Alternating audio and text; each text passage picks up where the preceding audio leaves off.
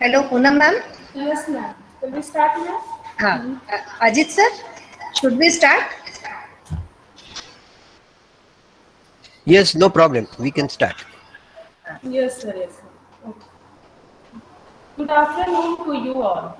I, Poonam Yadav, on behalf of Sri Vaishno Institute of Forensic Science, Sri Vaishno Vidyapeeth Vishwavidyalaya, Indore, extend my heartiest welcome to all the participants who have joined so far. All the participants are requested to switch off their audio so that we will be able to listen our speaker clearly.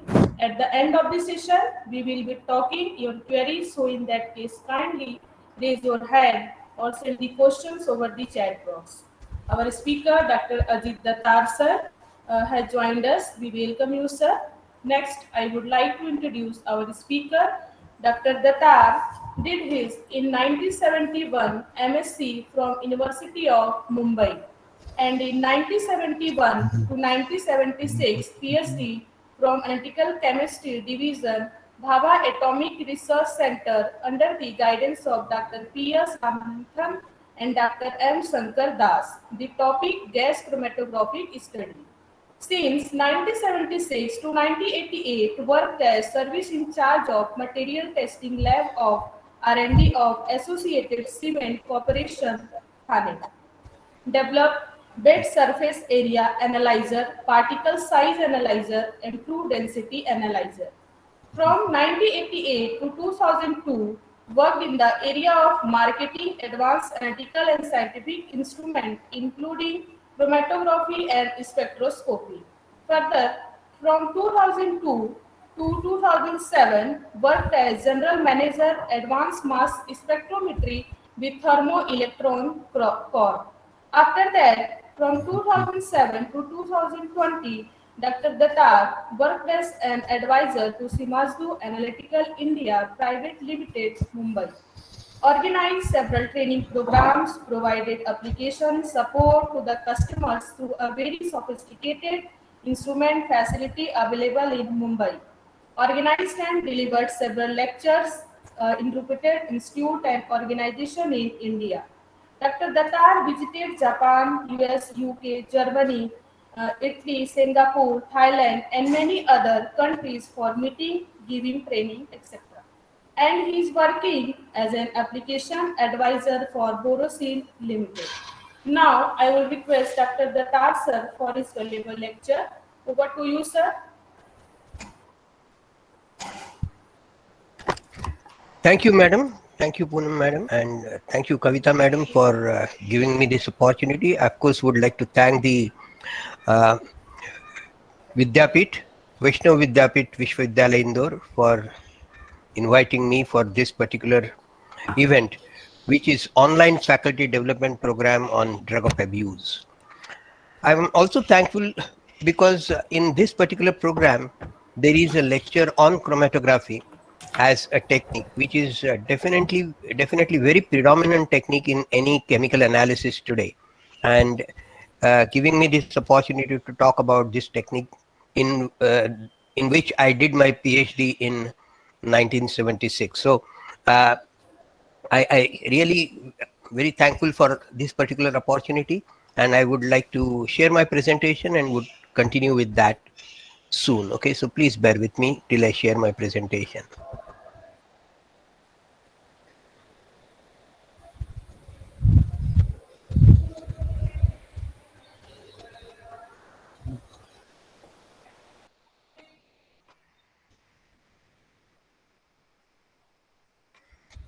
Yeah. Okay, so let me begin. As my topic, which is there already in our schedule, it is theoretical aspects of chromatography and analytical aspects of GC. Okay, so I will continue with the presentation now, and once again welcome you all for being there for my presentation. Okay, so this is nothing but you can consider it is my friend. He is nothing but analytical chemist like me. Okay, I'm pure analytical chemist, pure and poor analytical chemist. The analytical chemist always needs to play with something and as a juggler. So analytical chemistry or analytical chemist as such is a juggler. He plays with some important terms in analytical chemistry: sensitivity, selectivity, separation, structure, and speed. These are 5 important S of analytical chemistry. And when you look at all these terms, there is one term which is very critical, which is separation. And we are going to talk about, 1 minute, let me just have my pointer clear. Okay. So separation is a very, very important terminology in analytical chemistry, because unless and until you do some separation, you will not be able to do any analysis. Okay. So the first part in any analysis is doing some kind of a separation. Whether you do a filtration, or whether you do centrifugation, or you do crystallization, or distillation, or solvent extraction, any of such methods need to be used before you carry out any analysis. And of course, the best method for separation is chromatography, about which we are going to talk today. Okay, and then all other aspects of analysis are very critical. Sensitivity is very important. Today we talk about sensitivity in a femtogram level very easily. Selectivity is must, because we are trying to analyze a complex analyte in presence of a very dirty matrix. When you try to analyze drug in a plasma or urine, your matrix is very difficult, and then unless and until you have a very selective method, you cannot do a proper analysis. Separation technique, and then probably after separation the sample goes to detector or a mass spectrometer, where you can do a better analysis at very high sensitivity. Structure is very important, especially when you try to work on drug of abuse. It is not only necessary to find out how much it is also very necessary to find out what it is. So which drug has been consumed, which drug is in urine or blood sample. So structure is also equally important. And then the speed of analysis. You have to carry out certain analysis in a given time. Okay, so speed of analysis is very important. When you play with this 5S, you have to do some kind of a substitution of things. Unless you use errors, you will not be able to play with this 5 well. So what needs to be suppressed is sampling error. Sampling error involves 2 things. One thing is how you collect your sample. Sample collection itself is a very important process. Apart from that, how you prepare your sample is also very important. So these 2 steps, which is sample collection and sample preparation, these are very, very important in analytical chemistry. So unless you control these, or unless you have minimum error in these, your analysis will never be perfect. Then you have to reduce background. Background comes from the matrix in which a analyte is present. So you have to reduce the background effect, you have to reduce the background intensity, so that you will be able to measure the analyte very effectively. Noise needs to be controlled. Okay, so noise comes from not only electronics, it also comes from various other sources. Okay, it comes from the mobile phase of chromatography, it comes from the matrix which is there in this sample. So noise also needs to be controlled. And remember that we always measure the sensitivity of any analytical tool as signal to noise ratio. You must have heard this term very well. So signal to noise ratio is very important, and unless and until you reduce the noise, signal to noise ratio will never improve. So noise is in the denominator, so you have to reduce the noise so that your signal to noise ratio will be higher. So remember, this is the basics of analytical chemistry, and unless you practice this and play with these terminologies very well, you will not be able to be a very successful analytical chemist. Well, now let us get into the field of chromatography, because that's my main subject of interest today. So history of chromatography, you must have read about the person who is there in the picture, Mikhail Svet, Russian scientist, Russian botanist in fact, and who did the work on chromatography first. What he did, okay, so he separated the plant pigments and in fact the chlorophyll which is present in the plant, and he did a very good work on that, and he developed a technique which is called as chromatography. Not only he developed the technique, he gave the name to this technique as chromatography. Chroma means color and graphy means writing, and that is how the term today, which everybody knows, everybody talks about, is the chromatography. These are some milestones in chromatography. 1903, as I said, Sweat started with this technique. He used a chalk column for the separation of plant pigments. 1931, Lederer and Kuhn worked on carotenoids.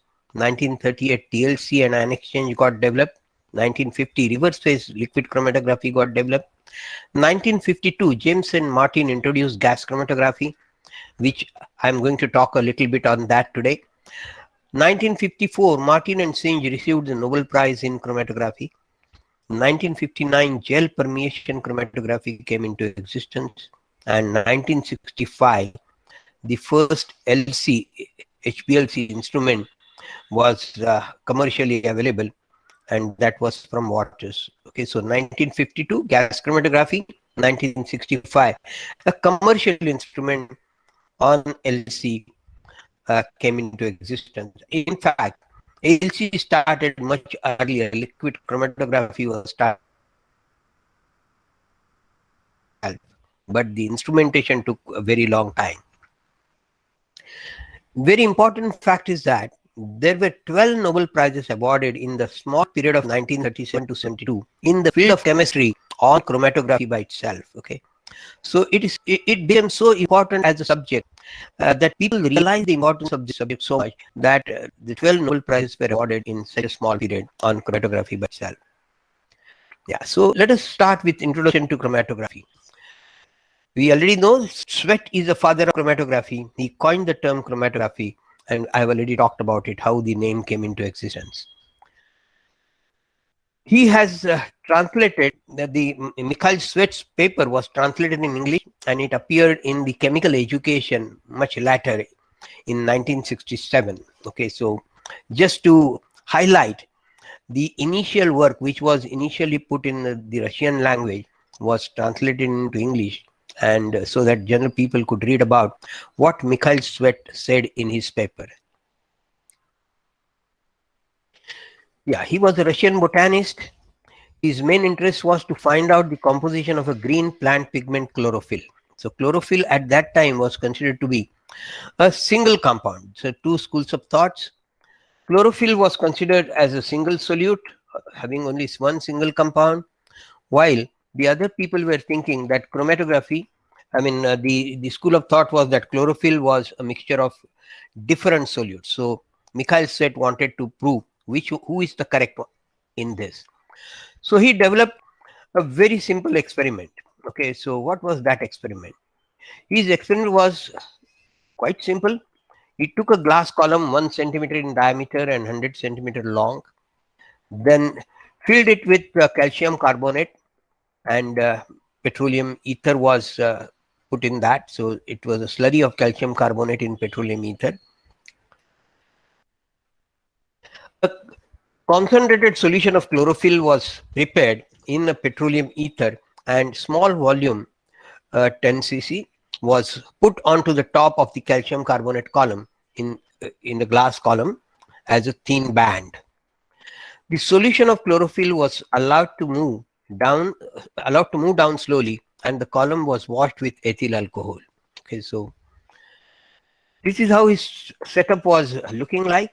So cotton plug on the top, cotton plug at the bottom, slurry of calcium carbonate in between, and he put the solution of chlorophyll, concentrated solution here, and washed it with ethanol. Now what happened? To great surprise of Mikhail Sweat, 5 different bands got developed. So let us see what he did and what happened. Sorry. Yeah, so he put the solution from the top, so ethanol, and the green band of the chlorophyll started moving down. Okay.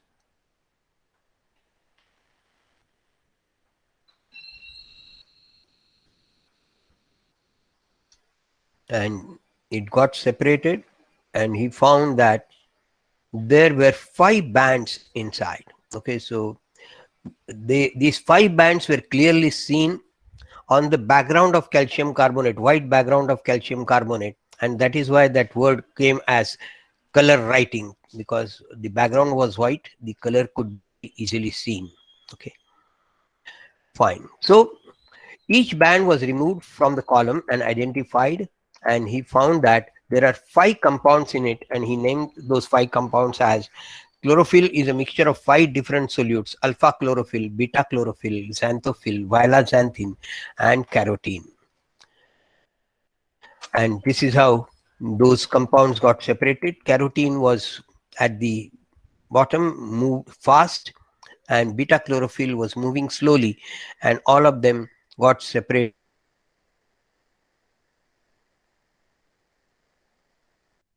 Calcium carbonate. A very simple, very easy method of analysis by using a very simple technique.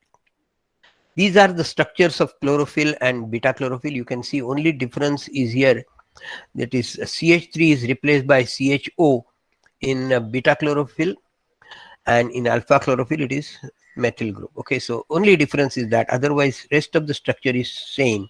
So though the compounds are very close by structure, they are possible to be separated by the chromatography technique. So this is alpha chlorophyll and beta chlorophyll, this is xanthophyll, this is violaxanthin, this is carotene, and these are those compounds as we have already seen them. Mikhail Svet's main problem was resolved by separation, and in the process he discovered a simple, time-saving and relatively less laborious method of separating complex solutes from a mixture.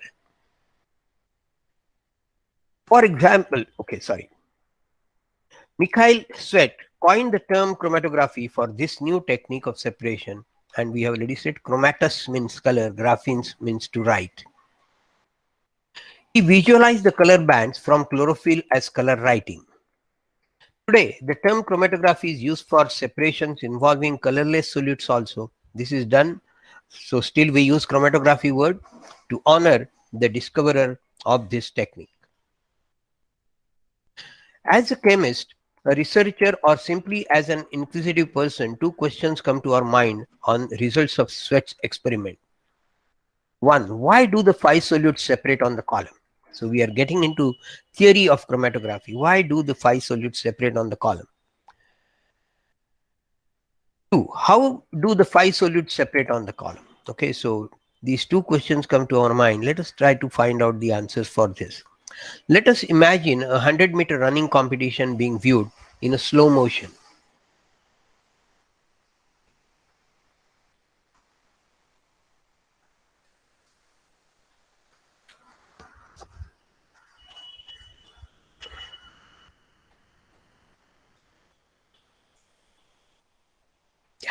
Okay, so let us look at this and let us try to answer the question.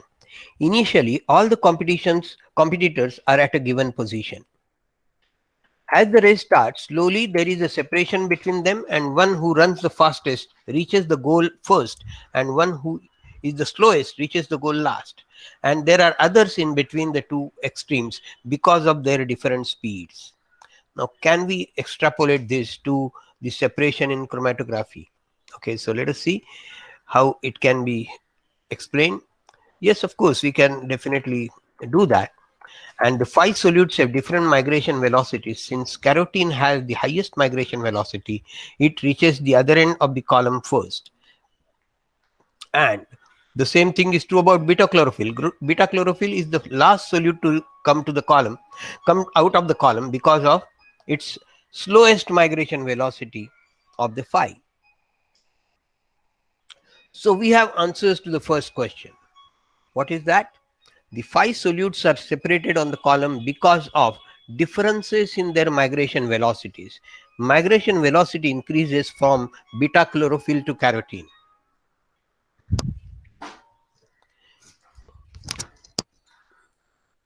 Yeah. Okay. So what happens? Now we have to answer the second question. We are quite familiar with the phenomena of adsorption.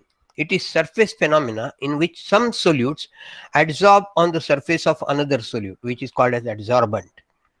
So we are trying to go to the second question. Why do they separate? Adsorption process depends on several factors. The properties of surface of an adsorbent. Second, the properties of adsorbate, what is getting adsorbed. And the third thing is Of course, there is more like particle size, etc., but we are going to get into that afterwards.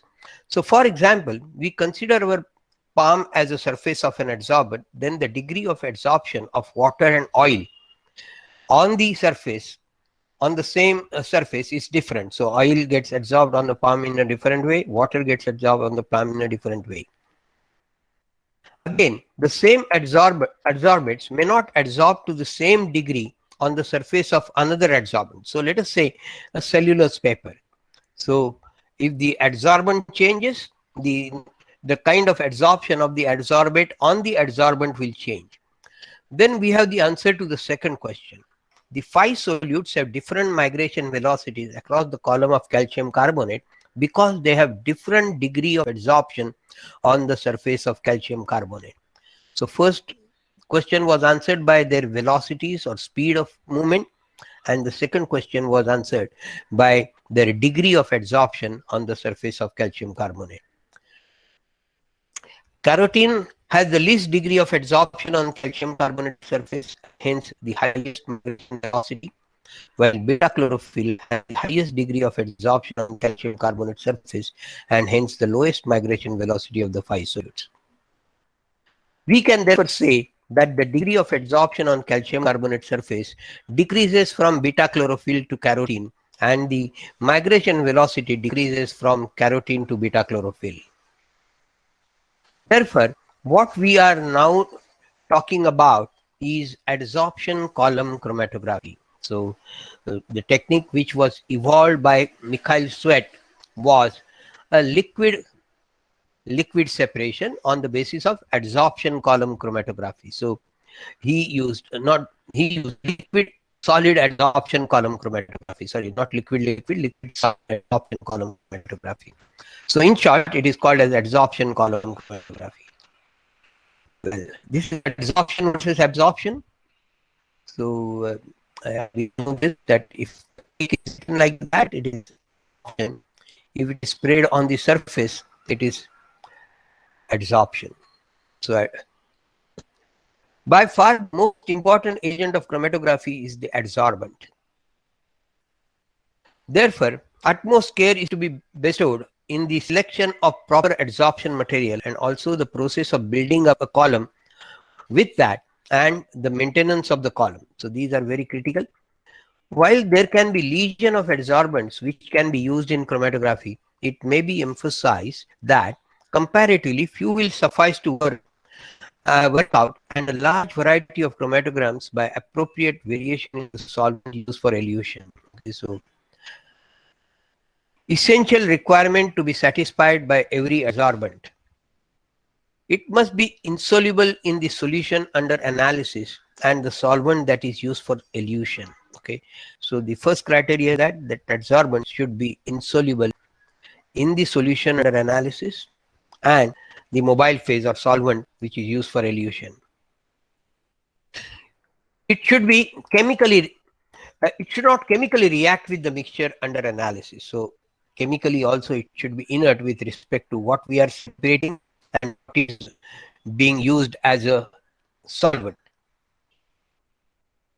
It should generally be colorless, but this is not a rigid rule, as there are instances where colored adsorbents have been used successfully.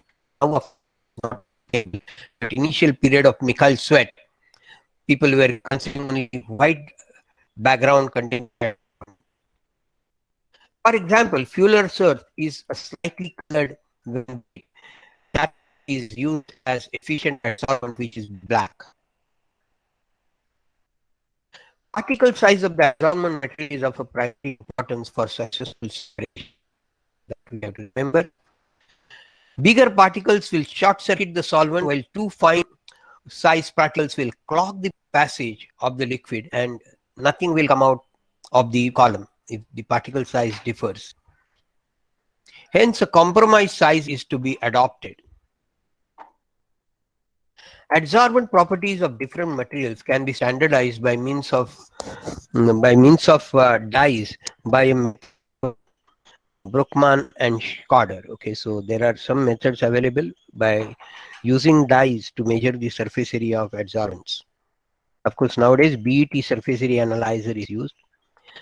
The method consists of testing column of adsorbents with a series of dye steps. Okay, so as I said, there are different for absorption prepared throttling, heating the alumina and allowing it to absorb moisture to different degrees. So alumina is good at.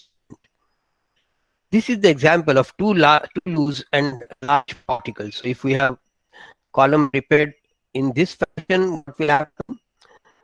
Sorry, when you put it, it will just go like that quickly. But when there are particles very close and very tightly packed, yeah, it will come out slowly, or it may get clogged inside and it may not come out. Okay, so that all can happen.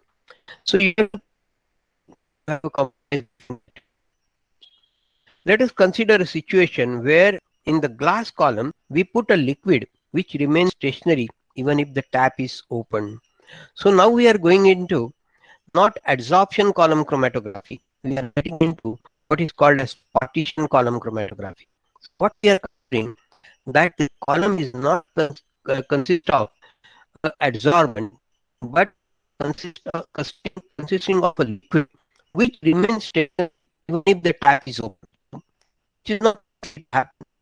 Let us assume that liquid is put in column, and even if the tap is open, the liquid will not move down. Okay, so let us assume that.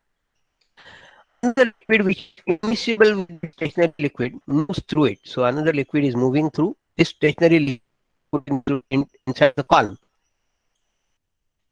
If we allow three solutes A, B, and C to pass through the chromatographic column and realize their separation after some time, we can ask again the same two questions which we did in adsorption chromatography.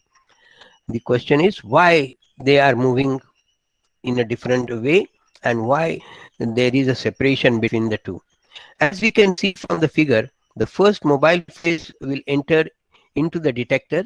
So from here, and no response will be generated because let us assume mobile phase is not giving any response, so no response will be generated. Then molecules of A enter into the detector. They are sensed and counted. Mobile phase enters into the detector again and it is not sensed and no counts. Then molecules sensed and counted.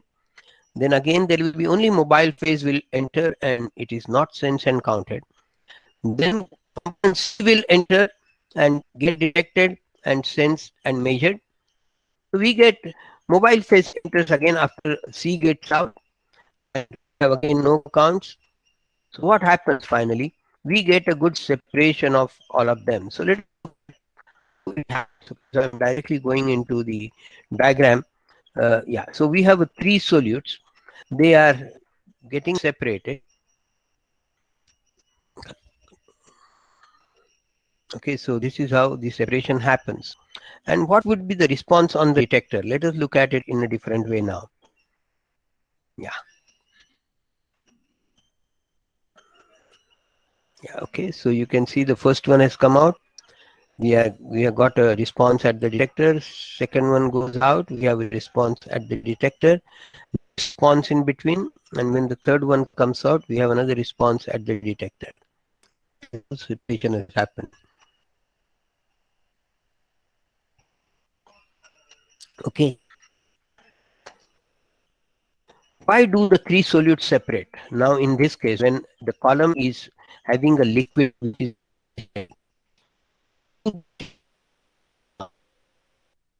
the three solutes separate because they have different migration velocities. Okay, so that we know.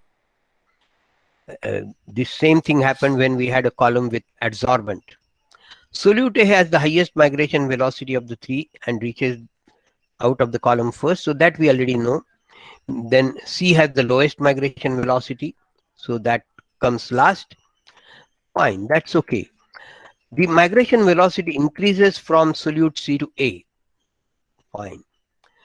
Solute A travels the fastest because it is more soluble in the liquid which moves across the stationary liquid. So now the reason why the separation occurs is because the A solute has is the fastest because it is more soluble in the liquid which is moving, and it is less soluble in the liquid which is stationary.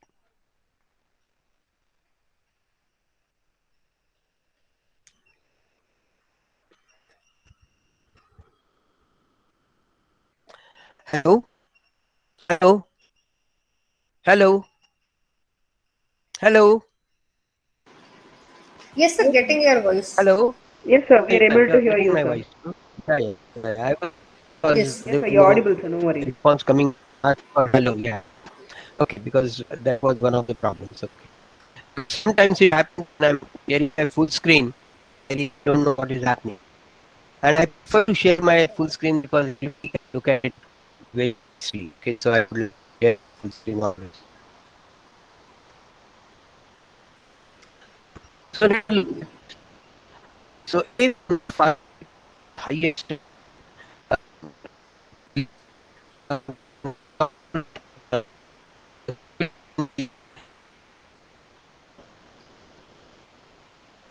Now your voice is breaking, sir.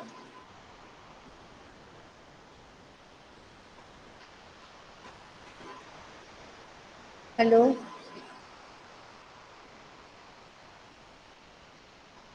Not getting your voice, sir. hello, It's breaking, sir. Hello? Yes, sir. hello, Connectivity issues it is there. breaking now. Yes. Yes. It's breaking. Breaking. Yes, sir. My goodness, what to do? Lost network connection. Trying to reconnect. Okay. So I think there is some problem in my connection. So I will just check what Yes. it is. Ji. But it is showing connectivity.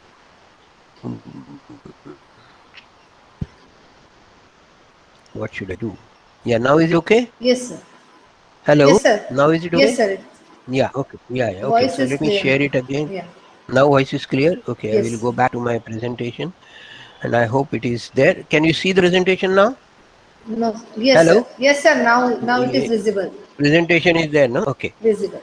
fine, fine. So I will go back. Yeah. Yeah.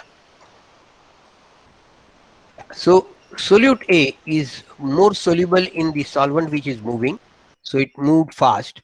Solute B, solute C on the other hand is more soluble in the stationary phase and hence lags behind. Okay, so that is how. So solubility has come into picture. So the principle of separation here is differences in solubility or partitioning of solutes between the stationary and mobile liquid phase. Okay. So it is called as partition column chromatography. So we have just went through two techniques. One is adsorption column chromatography. Other one is called as partition column chromatography. So one can be called as the gas or solid adsorption chromatography, in which we have a solid adsorbent as a stationary phase, and here we have liquid as a stationary phase, and that is why it is called as partition column chromatography, where separation happens on the basis of partitioning of the solute into two phases. One is stationary liquid phase, other is moving liquid phase. Now we have to, you may wonder how the liquid is kept stationary in the column.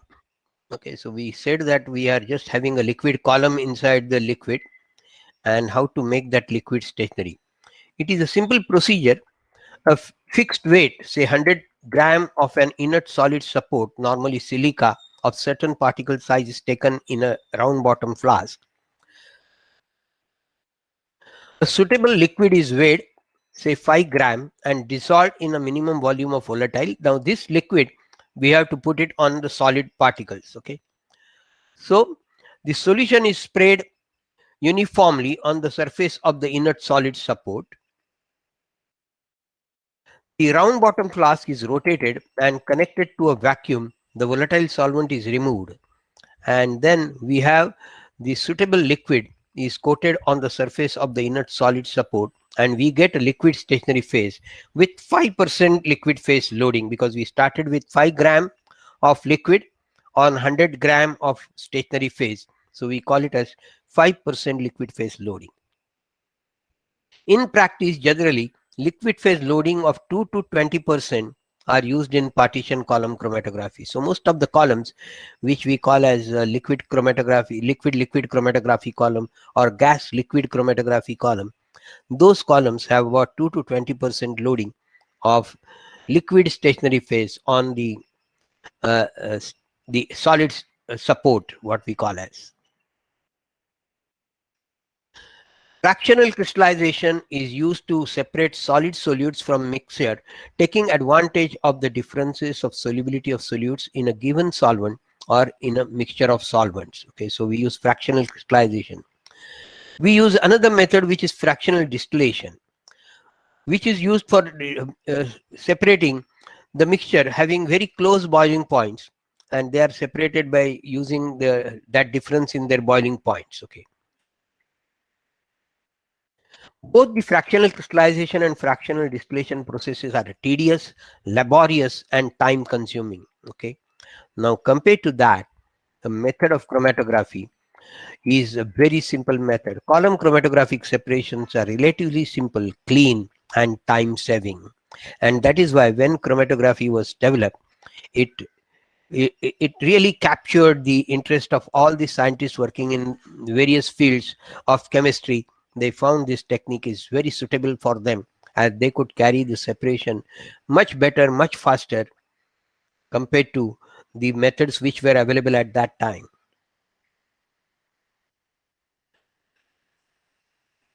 Here one point need to be emphasized, and what is that? For solutes to get separated from a mixture, they must exhibit some differences with reference to some property like solubility, boiling point, adsorption, partitioning, etc. Then only they can be separated. If they do not show differences with reference to any property, then they cannot be separated. Okay, so we have to remember that.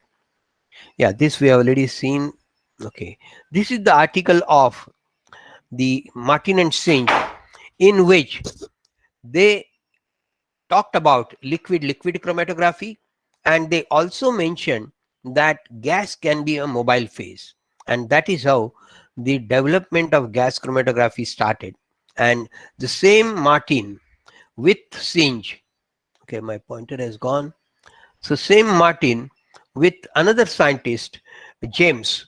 So James and Martin used this particular hint that gas can be a mobile phase, and that is how gas chromatography got evolved. Okay, so this is his article. So now let us go to the classification of chromatography. Let us talk about definition of chromatography first.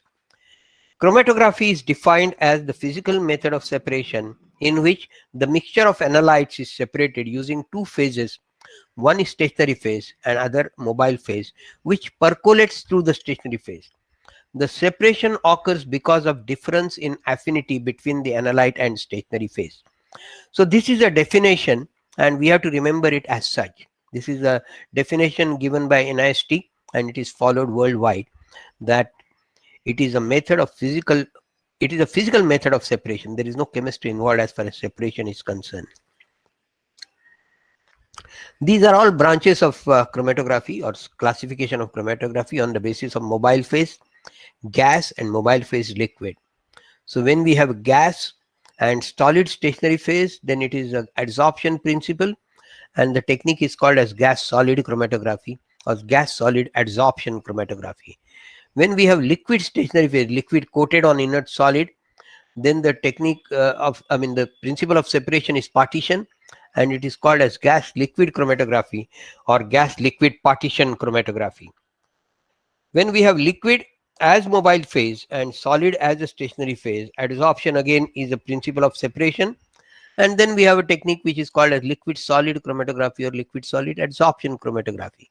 Similarly, liquid liquid partition or liquid liquid partition chromatography. Then we have few more branches like liquid with porous polymer. Then we use the porosity of the polymer to separate the analyte on the basis of its molecular size. Then it becomes exclusion chromatography, and it is called a size exclusion chromatography or gel permeation chromatography. When we use ion exchange resin, so we have stationary phase in which there are exchangeable ions, either cations or anions, then on the basis of that, we can have a separation of ions, either cations or anions, and we have a technique called as ion exchange chromatography, and it could be again classified as cation exchange chromatography and anion exchange chromatography. When we use thin plate coated with silica as a stationary phase, then we have a we call it as a thin layer chromatography, and that's also a very famous technique, which is again based on adsorption. So TLC is one more technique.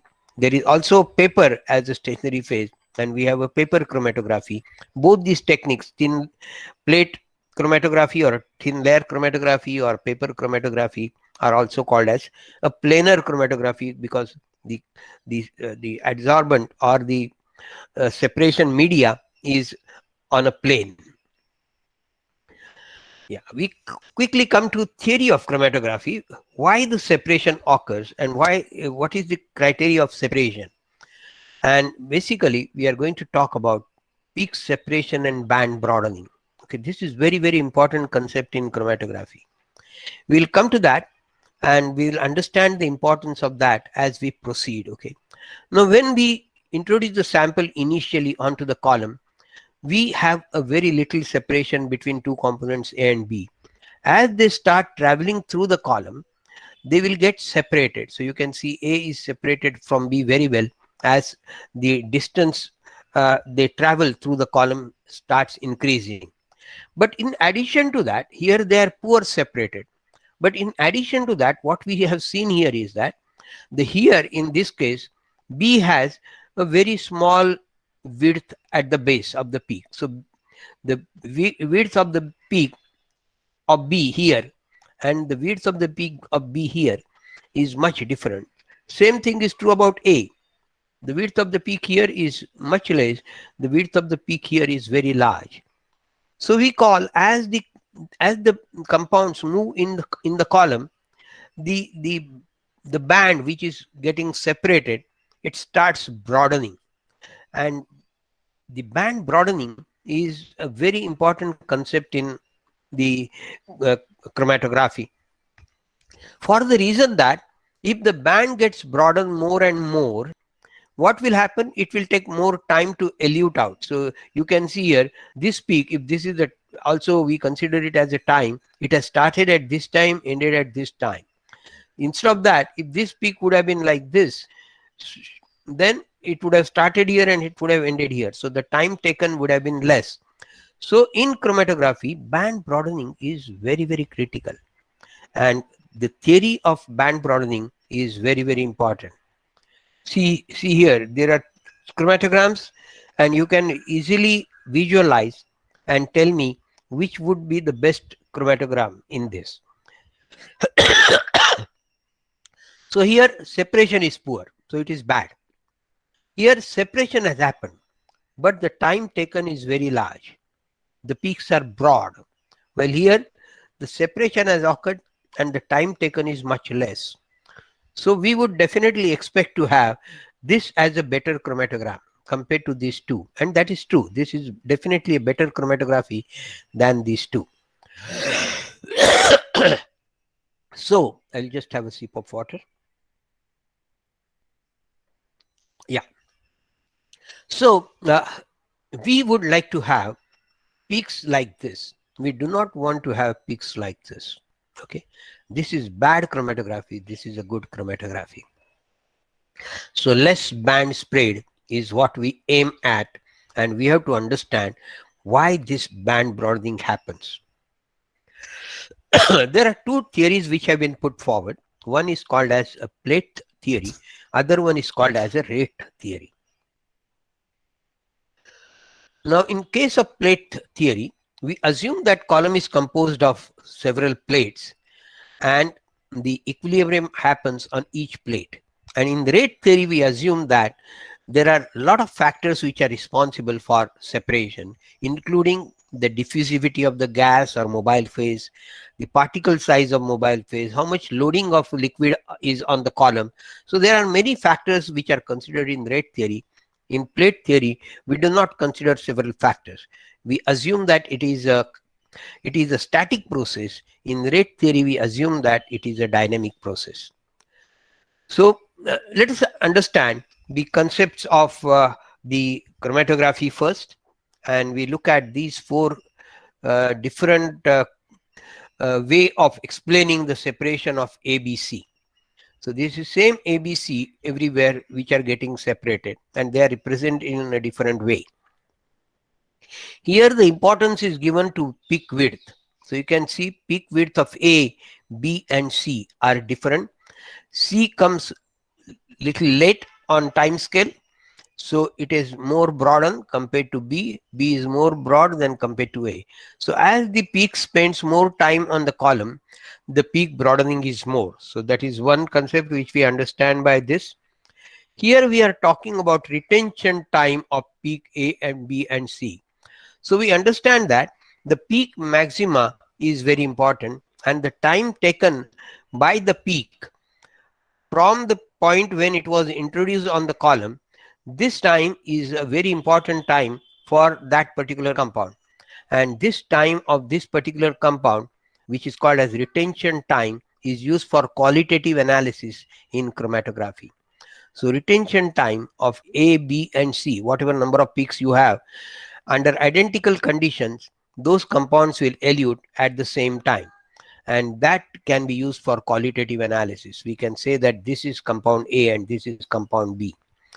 Here we are talking about separation between two consecutive peaks. So A and B are separated by distance x with very clear and good separation. B and C are separated by distance y, and again we can see there is a very good separation. So we look at the separation of consecutive peaks, and if the separation is good, we are happy. Okay. Here we look at the area under the curve. So we measure the area of this peak, we measure the area of this peak, we measure the area of these peaks. Areas could be different, but as far as peak A is concerned, it elutes at this retention time, and if I have a standard and if I measure the area of that peak and then look at area of this particular compound which is in my sample, I can relate these two and quantitate my analyte A in a given mixture by using a standard A. So this area under the curve is used for a quantitative analysis. So all the aspects tell us something about chromatography. Here it talks about width of the peak, which tells us about the kind of a chromatogram we have, whether it is a good chromatography or bad chromatography. Here we know about the retention time, which tells about qualitative aspects. This tells about the separation aspects, and this tells about the area under the curve, which measures the quantity of a particular analyte. So plate theory, let us look at this and try to understand the concept of plate theory. Now we have same column, length of the column is same, L centimeter, in which we have the plates. These are the plates which are there in that inside the column. Now plate theory talks about the theoretical plates inside the column. So there are no actual plates here. This is a theoretical concept, and each column has theoretical plates. Now this column, in the length L, there are so many plates, while in this column you can see the plates are comparatively less. Okay, and now what happens when I put the sample here, a mixture of say two components A and B, when they come here, they will get distributed in this plate initially. Okay, so the first plate they will get distributed. If I put same material on this column A and B, they will get distributed in this entire distance. So A and B already get diffused here. Here they do not get diffused. As they move to the second plate, again they get separated here. While from here, both A and B will go here, and they get again separated here. So every time when the components move from one plate to the other, they get more and more diffused.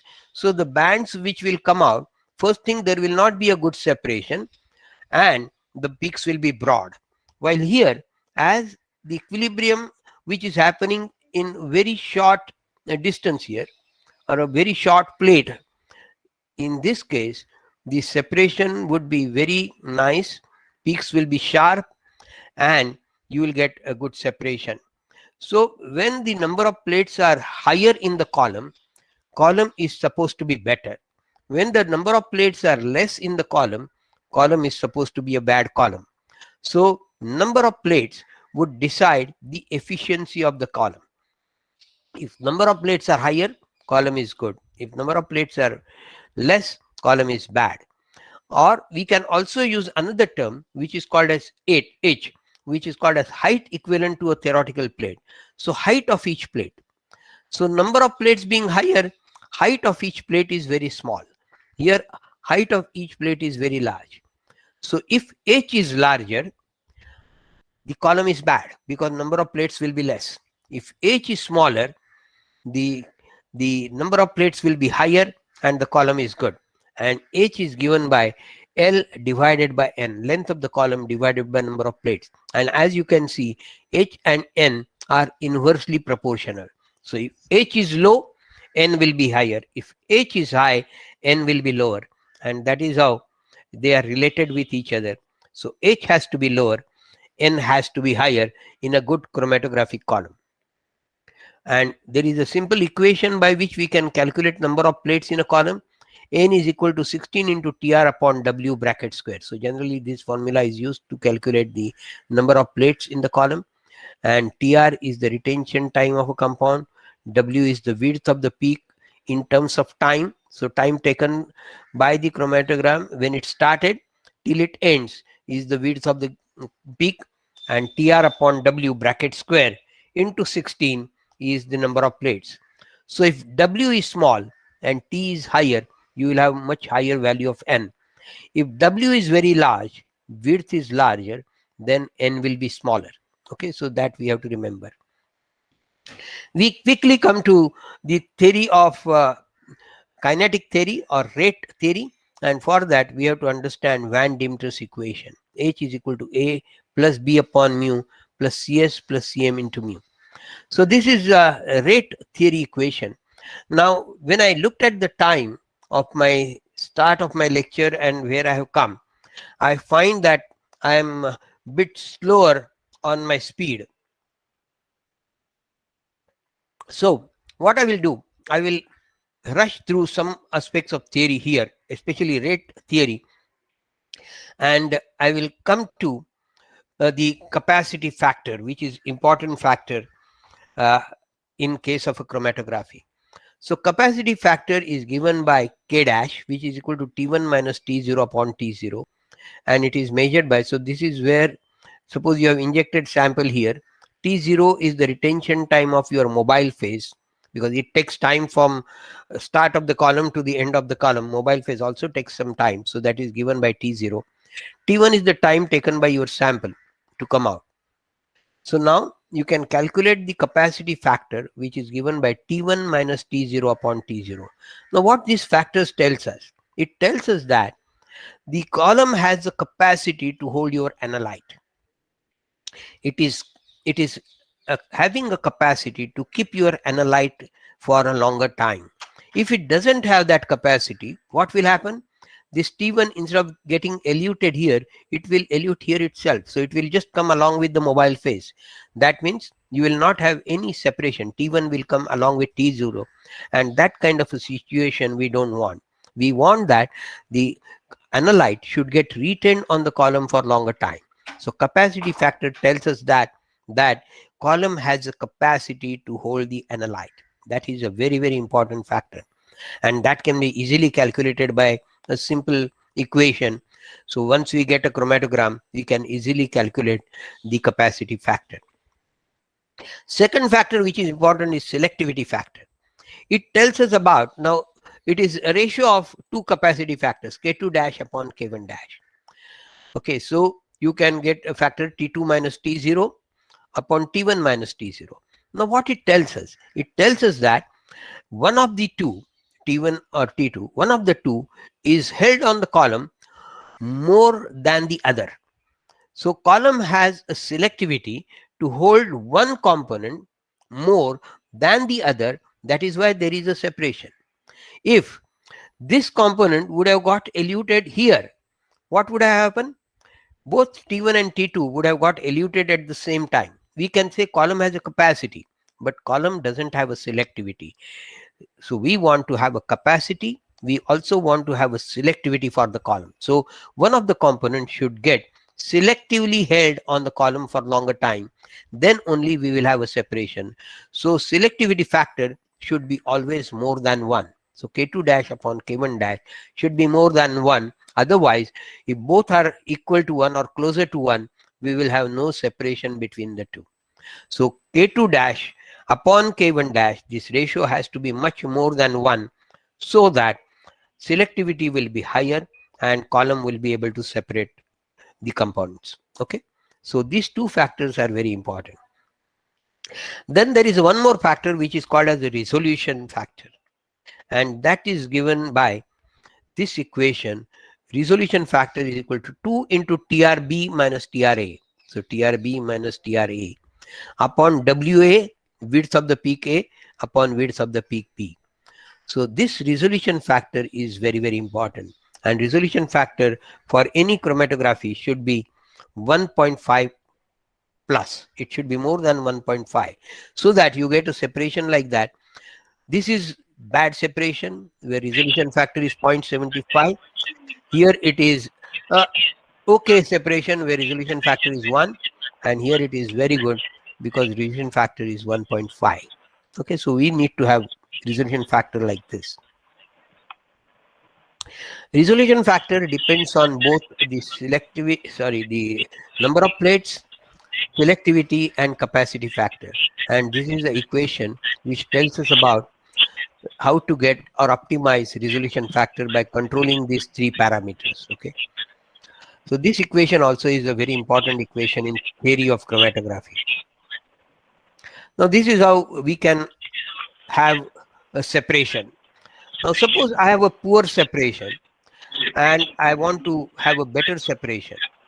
So here the elution is happening very fast and I want to increase the capacity factor. So I increase capacity factor. So the peaks have shifted, and as the time has increased, there is a good separation compared to this. Is there any problem with my presentation? No? Okay. Here I have increased the alpha. So selectivity is increased so that these two peaks which were not very well separated here, I have got a good separation between them. So here it is selectivity factor I have increased. Here I have increased the efficiency of the column so that peaks have become more sharper. So the value of number of plates is higher because width of the peak is reduced. And because of that, the time taken for analysis has come down. So I can play with these factors like capacity factor, selectivity factor, and the efficiency so that I can get a better separation. There is another factor which is important, concept of tailing and fronting. So let us look at the peaks and then try to explain because I'm really rushing really little faster. So we can get peaks of this type in chromatography. This is ideal peak, which we call as the bell-shaped peaks, symmetrical peak. This is a broad peak. This is a fronting peak. So you have a front which is little longer than the tail. This is tailing peak. So this is very rapidly going up, but coming down very slowly. Nisha Garg, please unmute yourself. And then Please there is mute a yourself, doublet. Nisha Garg. And you are getting a doublet. So in a chromatography, you can get all these kind of peaks. Okay. And tailing factor is very important factor. Okay, so you can get fronting and tailing. So we'll talk about tailing factor. Okay, so broad peaks like this are more common in a pack column and usually indicate that kinetic of mass transfer is too slow in this. Asymmetric peaks can be classified as fronting or tailing, and they depend upon the location of asymmetry. So let us talk about the extent of asymmetry is defined as the tailing factor. So tailing factor can be calculated like this. So you have a peak and this has a tail. So you drop a perpendicular from the peak maxima onto the base, and at the 10% of the height, major two portions. One is this, which is called as A, other one is B. So if B upon A is more than 1, that means you have a tailing. If B upon A is equal to 1 or close to 1, your peak shape is good. That means both the sides are equal. So this peak, instead of coming like this, it would have come here. So it would have gone up like this. It would have come like this, and A and B both would have been same. Then the tailing factor would have been 1, and you have no tailing. So the tailing factor needs to be calculated every time when you run a chromatograph, and the system suitability test, which is very, very important as far as chromatography equipment is concerned.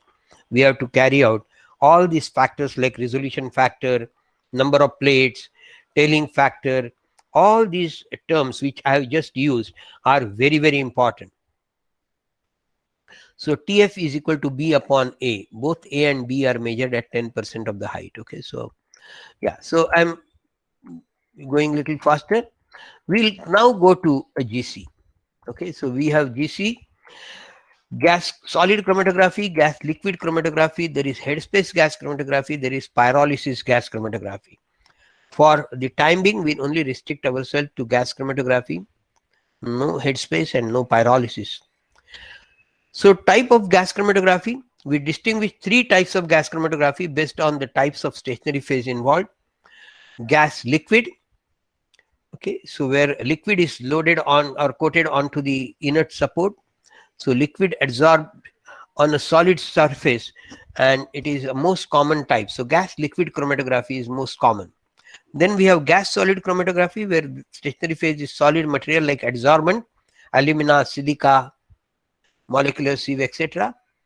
So we have these two types of chromatography, gas solid and gas liquid. This is how the system looks like. And you have a column oven, you have the gas cylinders which are used for as a carrier gas. So you require a carrier gas which flows and then comes out, and then we have an injection port. So you inject the sample into the carrier gas. Carrier gas will carry the sample, which of course needs to be heated. So you vaporize the sample, it enters into the column which is here. Column will separate the analytes and will come out, which is the detector. Detector is at here, and then the signal of the detector will be given to data system, and data system will give you a chromatogram. Okay, so your injection port, then the column and the detector are very, very critical parts. Selection of carrier gas, the flow controls, the purity of the carrier gas are also important. So we'll just quickly go through that. GC basic components are carrier gas, sample injection system, then we have a chromatographic column, oven, detector, and readout device. So carrier gas, it must be chemically inert to avoid any kind of reactions with analyte, column, or detector. Typical gases include hydrogen, nitrogen, or helium, and are delivered using standard pressure regulators with flow rate typically monitored using a soap bubble flow meter, or more common, a digital flow meter. Typical flow rates are 25 to 150 ml per minute in a pack column and 1 to 25 ml per minute in a capillary column. Okay. Choice of gas is often dependent on the type of detector used. Okay, so most common gas, of course, is nitrogen, helium, hydrogen. This is the injection port. So you put the sample through the syringe. This entire injection port is heated to 400 degrees centigrade and up to 400 degrees centigrade. So depending upon the sample, you can choose the temperature of the injection port. And injection port temperature is selected in such a way that if you have a sample components in which the highest boiling compound has a boiling point of 180 degrees centigrade, then the temperature of the injection port should be 20 degrees more than that. So it would be 200 degrees. So generally injection port temperature is kept 20 degrees above the highest boiling compound in your solution. Okay, so that is how this injection port is heated. And if you look at, there are a lot of things which are involved in this. There is a septum purge. So there is a carrier gas which moves out directly from the septum here. So it does the septum wash or septum purge. So when you remove the syringe by putting it inside, and if some small amount of liquid is sticking to the outside of the syringe, when you take it out, it can stick to the septa, rubber septa, through which you are piercing the syringe into it. Okay, so that should be cleaned. So you have a septum purge here. Okay, so the sample is introduced in a liquid form or in a gas form, and most of the time sample is in a liquid form. So you introduce sample in a liquid form, evaporate it or vaporize it by temperature, and then it goes onto the column. Okay, oven is one part of the thing. So oven is there in the column. So column needs to be heated, otherwise what will happen? The vaporized sample will condense. So you have to heat the column at a particular temperature, and again the temperature depends upon what is the analyte which you have in your sample. Okay, so column oven temperature needs to be higher, and it is generally it can be also programmed. So the maximum temperature of the column oven should be at least 20 degrees below the temperature of the injection port. Okay, or it can be even same as the injection port temperature. Detector, you have various detectors available, FID, TCD, ECD, MS, etc. So we have column oven which can be isothermal, so you can keep it at fixed temperature or a temperature programming depending upon the sample type. Detectors, as we'll go to detectors one by one, and then you have a software and data system for readout. Now, effect of column oven temperature. Okay, so you can see here, this is the kind of a chromatogram which is obtained at isothermal temperature, low temperature isothermal. This is at high temperature isothermal. Okay, but this is at a programmed temperature. Okay, so what happens if you keep at very low temperature? Some of the components are yet to come even after 30 minutes. Okay, if I'm right, it is 30 minutes. Okay, while here some of the components, when you keep it very high, some of the components have merged here, so you have got peaks merging here, so they are not good separation. But when you do programming, so you increase the temperature of the column oven slowly, then what happens is that you get a good separation.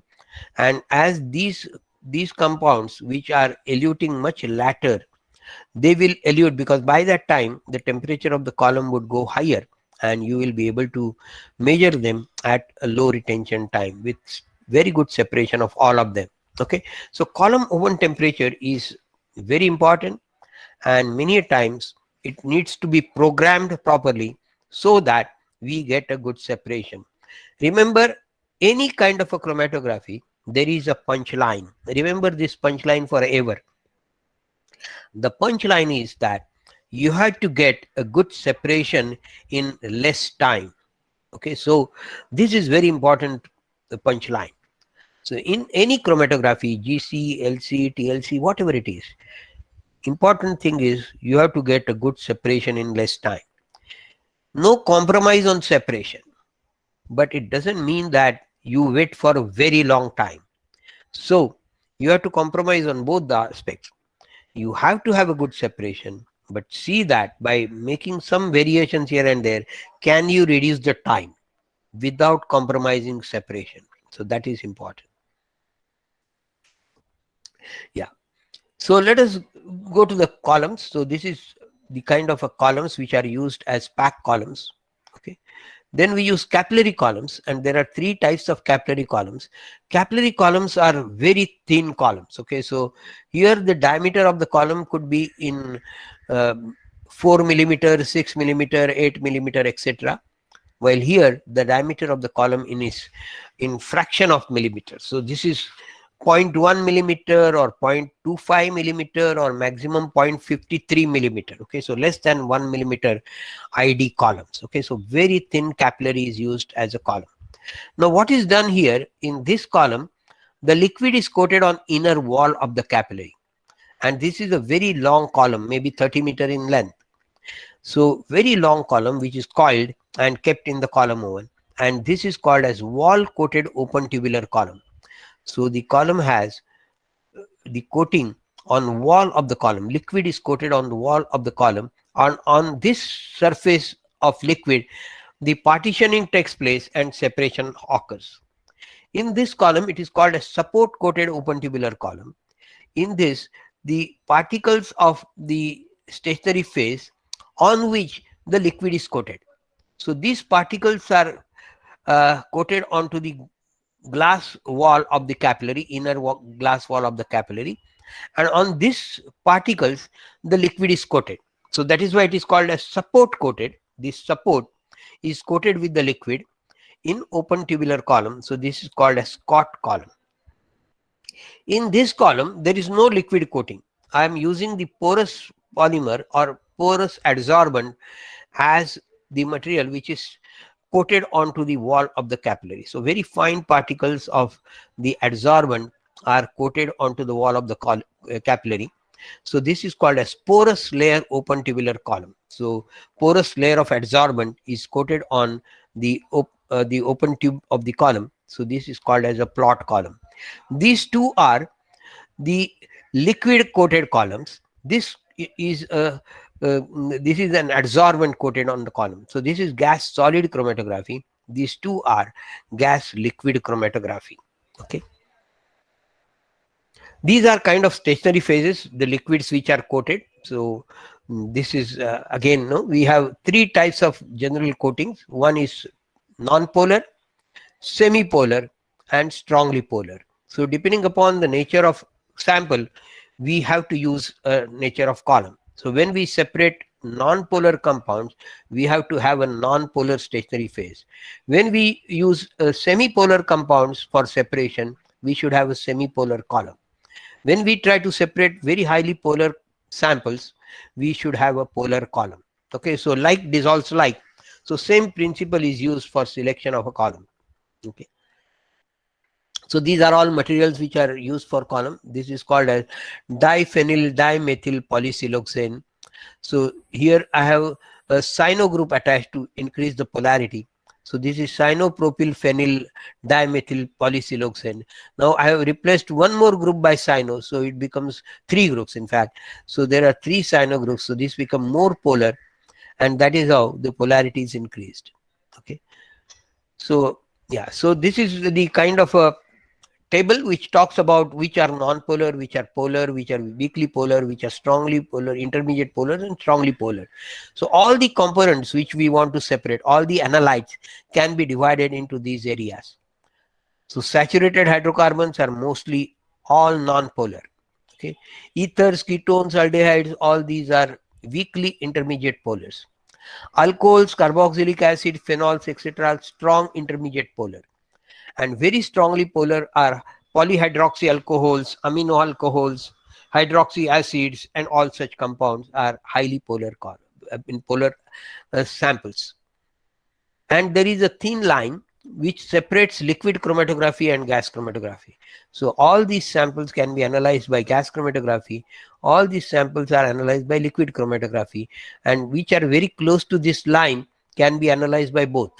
Okay, so this is how, on the basis of polarity and the boiling point, etc., the compounds can be classified. So I'm not going into the variation between capillary column and detectors. I'm almost coming to the end.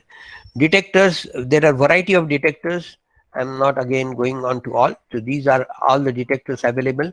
Mass spectrometry is becoming more popular as a detector. So there are lots of GCMS system in forensic science labs because it has lots of advantages. It not only measures the amount of abused drug, etc. It can also tell which drug is used. Okay, so structural elucidation is possible by GCMS. Sensitivity of MS is more than any other detectors. Okay, so if I go through all the detectors, it will take a lot of time. So I'm going into the direct last slide of detectors where I'm talking about the comparison between all the detectors. So FID, TCD, FID, ECD, electron capture detector, which is for halogenated compounds. NPD is for nitrogen phosphorus selective compounds. And you can see MS is the most sensitive detectors and also can give you structure. Okay, so MS has become a very popular detector now in forensic science. All other FID is very common. So generally when you buy a GC, it will always come with FID. Okay. There are a lot of applications of gas chromatography in pharmaceutical, in food, in petrochemical, in agrochemicals, everywhere. Okay, so others are not important. I'm considering some applications related to steroids and pharmaceuticals especially. So this is alkaloids, some separation on carrion. This is conjugated estrogens, antihistamines. This is one particular book which is practical gas chromatography, and it is having especially a lot of things on the forensic toxicology. Okay, so this book is very important book for those who would like to study the forensic toxicology kind of work. And this is written by Karija Destimer and Wild, and it is published by Springer. Okay. Yes, now we have a demonstration by video, and it is PG Institute has organized a video for you, and the drug doxofilin the system suitability study has been organized for you on that particular drug. They will give a live demonstration to you, and they have already prepared standard solution in which two drugs are mixed in a fixed ratio and injected. The work is done, of course, on HPLC, not on GC, but you will be able to see the chromatogram. The generated chromatogram will be explained. The separation and system suitability test parameters like resolution, which I talked about, resolution factor of 1.5, tailing factor, which we talked about, should be close to 1, and theoretical plates, the number of plates, which are very important with respect to band broadening. Those aspects can be seen in the video. So probably we will be able to talk on that, and I will be spending time with you when the demonstration is being done. And then after the demonstration is done, we will take up some questions related to demonstration and also related to my talk. So I think we will we have come to almost close of my presentation, and then we can take over by, I think it can be taken over by PGI, and they will be able to give you demonstration of this particular aspect of HPLC run on this particular drug, doxofilin. Is anybody there from PGI?